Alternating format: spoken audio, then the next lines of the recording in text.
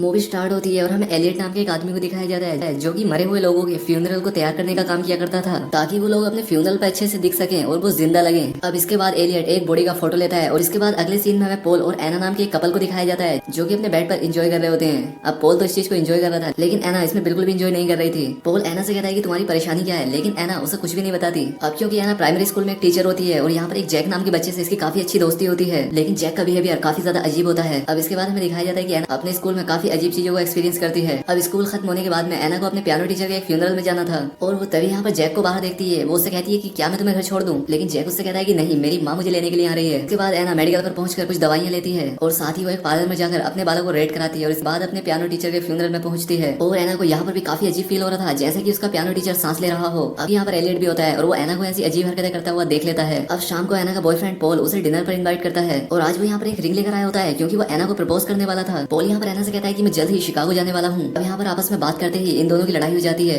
और एना पोल की बात सुने बिना ही यहाँ से चली जाती है। अब बाहर का मौसम काफी ज्यादा खराब होता है और एना अपनी चलती गाड़ी में अपना फोन निकाल कर एक नंबर डायल करती है और तभी यहाँ पर सब ब्लैकआउट हो जाता है, यानी कि अब एना का एक्सीडेंट हो चुका है। इसके बाद अगले सीन में हमें एलियट को दिखाया जाता है जिसके पास एक नई बॉडी आई होती है और ये बॉडी किसी और की नहीं बल्कि खुद एना की ही होती है। अब यहाँ पर एलियट एना के कपड़े कैंची से काटता है और उसके अंदर एना ने एक बहुत ही खूबसूरत रेड ड्रेस पहन रखी थी। एना के सर पर एक गहरा घाव बना होता है और तभी यहाँ पर एना की आंखें खुल जाती हैं। वो यहाँ पर एलियट से पूछती है कि आखिर मैं कहाँ पर हूँ, जिस पर एलियट उसे बताता है कि 8 घंटे पहले तुम्हारा एक्सीडेंट हुआ था और तुम्हारी जान जा चुकी है और ये बस सिर्फ तुम्हारी बॉडी ही है। लेकिन यहाँ पर एना को यकीन नहीं हो रहा था कि वो मर चुकी है क्योंकि वो एलियट से बोल भी पा रही थी और उसे सुन भी पा रही थी और इसीलिए एलियट उसे उसका डेथ सर्टिफिकेट दिखाता है। वो एना से कहता है कि तुम्हारा 2 दिन के बाद फ्यूनरल है और वो इससे कहता है कि तब तक तुम्हारी आत्मा तुम्हारी बॉडी में ही रहेगी और जब तुम्हें दफना दिया जाएगा तब वो चली जाएगी। अब एलियट इससे बात कर पा रहा था क्योंकि उसके पास शक्ति होती है कि वो जिंदगी और मौत के बीच फंसी आत्मा उससे बात कर सकता है और यहाँ पर सिर्फ एलियट ही ऐसा होता है जो कि एना को सुन सकता है। और अब एलियट एना से ये सारी बातें कहकर वहाँ से चला जाता है, लेकिन यहाँ पर एना को अभी भी यकीन नहीं हो रहा था क्योंकि वो सोच रही थी कि ये बस एक डरावना सपना है। दूसरी तरफ हमें पोल को दिखाया जाता है और इसे पता नहीं होता कि एना मर चुकी है। वो एना के नंबर पर कॉल करता है लेकिन एना का फोन एलियट के पास होता है और वो पोल के फोन को कट कर देता है। अब इसके बाद हम देखते हैं कि पोल एना के घर पर पहुंचता है जहाँ पर उसे उसकी माँ से पता चलता है कि एना की डेथ हो गई है। अब यहाँ पर पोल को भी इस बात पर यकीन नहीं हो रहा था और वो ये सुनकर काफी ज्यादा दुखी होता है, लेकिन यहाँ पर एना की मॉम एकदम नॉर्मल दिख रही थी, जैसे उसे इस बात का कोई फर्क ही ना पड़ा हो। तब हमें एलियट को दिखाया जाता है जो कि एना की बॉडी को फ्यूनरल के लिए तैयार कर रहा था और वो यहाँ पर एना के घाव को टाँके लगा रहा होता है, लेकिन यहाँ पर एना को इसका दर्द बिल्कुल भी महसूस ही नहीं हो रहा था। और इसके बाद एलियट एक इंजेक्शन एना के गले पर लगाता है ताकि उसकी बॉडी के मसल्स एकदम रिलैक्स रहे। इसके बाद एना की मॉम आती है उसे देखने के लिए। वो यहाँ पर आकर कहती है कि जाने वाला तो चला जाता है लेकिन उसके जाने से जो दुख उसकी फैमिली को होता है वो खुद भी नहीं समझ सकता। और साथ ही वो यहाँ से जाते हुए ये भी कहकर जाती है कि एना के बाल फिर से ब्लैक कर दिए जाएं क्योंकि एना इन लाल बालों में बहुत ही ज्यादा खराब लग रही है। इसके बाद हमें पोल को दिखाया जाता है जो कि एलियट के पास पहुंचता है ताकि वो एना की बॉडी को देख सके, लेकिन यहाँ पर एलियट उसे उससे नहीं मिलने देता क्योंकि सिर्फ फैमिली मेंबर्स ही बॉडी से मिल सकते थे और अभी पोल की एंगेजमेंट भी एना के साथ नहीं हुई थी। अब पोल की आवाज सुनकर एना अपनी जगह से उठ जाती है और वो उसे आवाज लगाने लगती है लेकिन उसकी आवाज पोल तक नहीं पहुंचती। बाद जब पोल चला जाता है तब एना एलियट से पूछती है कि तुमने मुझे पोल से क्यों नहीं मिलने दिया।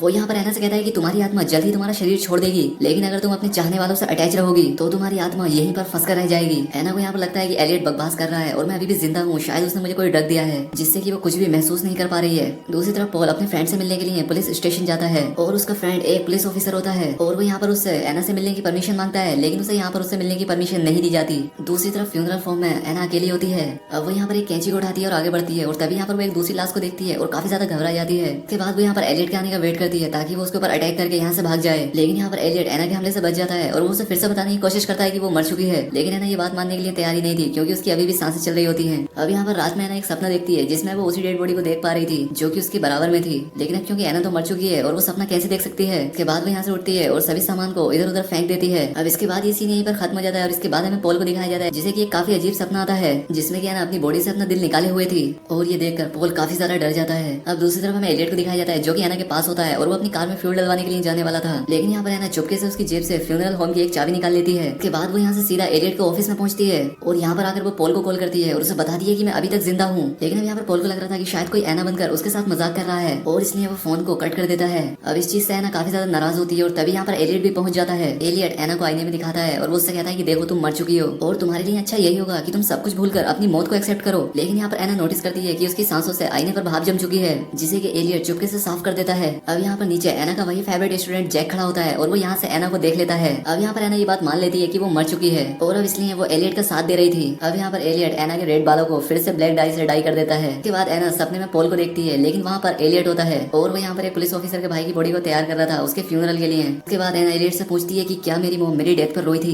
लेकिन यहाँ पर एलियट एना को बताता है कि तुम्हारी माँ तुम्हारी डेथ पर बिल्कुल भी भी नहीं रोई। इसके बाद एना एलियट से पूछती है कि क्या पॉल मेरी डेथ पर रोया था, लेकिन यहाँ पर एलियट उसे झूठ कह देता है कि वो भी नहीं रोया था। अब ये बात सुनने के बाद एना बहुत ही ज्यादा दुखी होती है और इसके बाद एलियट उसे एक ड्रग इंजेक्ट करता है। दूसरी तरफ पॉल एना के स्कूल में पहुंचता है जहाँ पर वो उसकी चीजें लेने के लिए गया था। अब यहाँ पर उसे जैक मिलता है और वो उसे यहाँ पर बता देता है कि उसने एना को फ्यूनरल होम में रेड ड्रेस में खड़ा हुआ देखा था, लेकिन पॉल को ये सारी बातें फिजूल लगती हैं और वो उल्टा जैक को ही एक थप्पड़ मार देता है, जिसका उसे बाद में काफी ज्यादा अफसोस भी होता है। दूसरी तरफ हमें फ्यूनरल रूम में एलियट को दिखाया जाता है जो कि सभी डेड बॉडीज के फोटो क्लिक करके रखता है और तभी वहाँ पर उस दूसरी डेड बॉडी का भाई भी पहुंच जाता है जो कि एक पुलिस ऑफिसर था। और तभी वहाँ पर एना की बॉडी में कुछ हलचल होती है और यहाँ पर वो पुलिस वाला ये बात नोटिस ही नहीं कर पाता। दूसरी तरफ जैक को दिखाया जाता है जो कि बार बार फ्यूनरल में जाता है क्योंकि वो भी मरे हुए लोगों से बातें कर सकता था और ये बात एलियट को भी पता लग गई थी। एलियट उससे कहता है कि मैं तुम्हें सब कुछ सिखाऊंगा जो कुछ मैंने सीखा है। दूसरी तरफ पॉल को उस बच्चे जैक की बात याद आती है कि जिस दिन वो एना को प्रपोज करने वाला था उस दिन उसने अपनी ड्रेस के नीचे एक रेड ड्रेस पहन रखी थी और उसने उसे रेड ड्रेस में देखा था, तो हो सकता है कि शायद जैक सही कह रहा हो। पॉल फिर से तुरंत फ्यूनरल होम जाता है क्योंकि उसे अब लग रहा था कि शायद एना जिंदा है, लेकिन यहाँ पर एलियट जैक की बातों को झुठलाता है। वो कहता है कि वो बस एक छोटा सा बच्चा है और वो कुछ भी कह सकता है, लेकिन यहाँ पर पॉल नहीं मान रहा था और इसके बाद एलियट उसे पुलिस की धमकी देता है और उसे यहाँ से भगा देता है। पॉल पुलिस स्टेशन पहुंचता है और वो अपने दोस्त टॉम से मिलता है। वो उससे कहता है कि शायद एना भी जिंदा है और उसे जरूर कोई ना कोई ड्रग दिया गया होगा।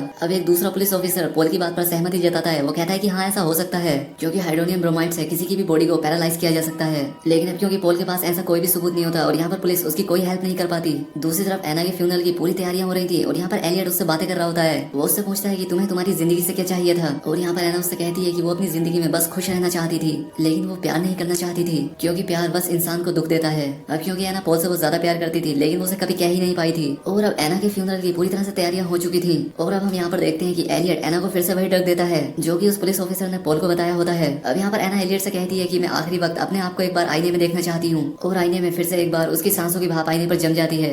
अब इससे एना भी समझ चुकी थी कि वो मरी नहीं है बल्कि जिंदा है और एलियट सिर्फ उससे झूठ ही बोल रहा है। अब इतने में कि एना कुछ कर पाती बहुत देर हो चुकी थी क्योंकि एलियट उसे उस ड्रग का इंजेक्शन दे देता है। उसके बाद सभी लोग एना के फ्यूनरल में पहुंच जाते हैं और यहाँ पर पॉल उसे एंगेजमेंट रिंग पहनाता है, जिसके बाद पॉल एना की फोटो दीवार पर सभी के साथ लगा देता है और इसके बाद एना को दफनाया जाता है। लेकिन एना यहाँ पर जिंदा होती है और एना अपने कॉफिन के अंदर से ही चिल्लाने लगती है। अब रात में पॉल बहुत ही ज्यादा शराब पी रहा होता है और वो यहाँ पर एलियट से कहता है कि मुझे पता है कि एना जिंदा है। अब यहाँ पर एलियट उससे कहता है कि हाँ हो सकता है कि शायद एना जिंदा हो और तुम अपना कीमती समय बर्बाद मत करो और जाके उसे बचाओ। जिसके बाद पॉल अपना समय बिना बर्बाद किए कब्रिस्तान के लिए निकल पड़ता है, लेकिन उसने बहुत ही ज्यादा शराब पी रखी थी और एक फ्लैश के साथ ये सीन यहीं पर एंड हो जाता है। और दूसरी तरफ एना भी अपनी कब्र को अंदर से खोद रही होती है, लेकिन इसका कोई भी फायदा नहीं हो रहा था। अब पॉल देखता है कि वो कब्रिस्तान पहुंच चुका है और एना को उसकी कब्र से बाहर निकाल रहा है, लेकिन अब असल में पॉल भी एलियट के सामने उसकी टेबल पर होता है। अब यहाँ पर एलियट पॉल को भी बताता है कि वो एक्सीडेंट में मर चुका है, लेकिन अब एना की तरह पॉल को भी यकीन नहीं हो रहा था कि वो मर चुका है। उसके बाद एलियट एक बड़ी सी रोड को पॉल के सीने में घुसाकर उसकी ये आवाज भी बंद कर देता है और अब इसी के साथ ही मूवी यहाँ पर एंड हो जाती है। अब क्योंकि ये एक साइकोलॉजिकल मूवी होती है जहाँ पर एलियट नाम का एक आदमी ये दावा करता है कि वो आत्माओं से बात कर सकता है और एक दिन एना भी एक्सीडेंट के बाद उसके पास आती है, जिसे कि अपने आप पर विश्वास नहीं होता कि वो मर चुकी है और एलियट उसे हमेशा ये बताने की कोशिश करता है कि वो मर चुकी है और उसकी बॉडी में सिर्फ उसकी आत्मा ही बची हुई है जो कि उसे दफनाए जाने के बाद में वो भी चली जाएगी। लेकिन एना सच में जिंदा ही होती है और एलियट उसे बेवकूफ ही बनाता है। एक साइको किलर था जो कि लोगों को इस तरह से मार दिया करता था और वो ऐसा सिर्फ अपने मजे के लिए ही कर रहा था और इसके इस काम से वो जैक नाम का बच्चा भी काफी ज्यादा इन्फ्लुएंस होता है क्योंकि वो लास्ट सीन में उसी के साथ खड़ा होता है।